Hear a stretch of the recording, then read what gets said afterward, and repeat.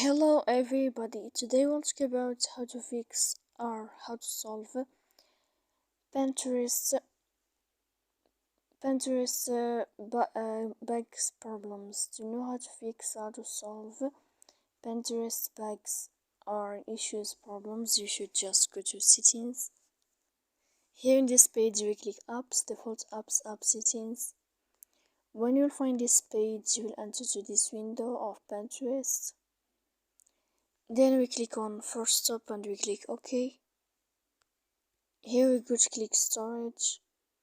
Then we click clear cache.